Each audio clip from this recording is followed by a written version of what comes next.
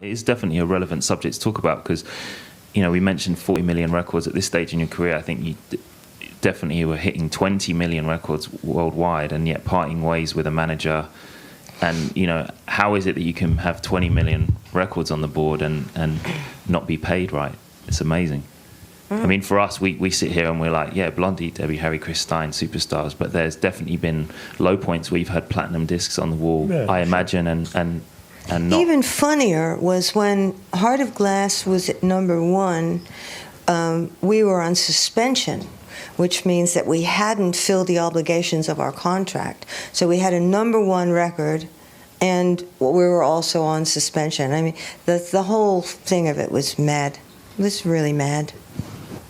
Well, it goes back to the surf mentality. There used to be the Brill Building. Does anybody know what that was? It was a building in New York where all the old songwriters would collect and write and do their work out of, and it kind of represented the corporate aspect of the music business at the time, with publishing, meaning paper publishing, physical objects and such. And yeah, it was kind of a surf mentality where you were working for the record company rather than with them, certainly. Yeah. And I mean, it might be an oversimplified question, but if you could impart one bit of knowledge about, what you've learned from the bad bits. Oh, well, just don't trust anybody. I mean, what the fuck? I mean, you could. That was the big thing was having somebody come along and go, you can trust me, son, and do that thing, and then you're fucked from there on, So.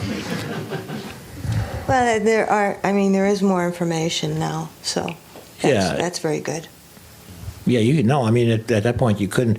The guy we had for a lawyer went on to write textbooks that are used in entertainment law classes, and I don't even think there were entertainment law classes in the 70s. It just didn't exist. So you can imagine how people like before us really, never saw.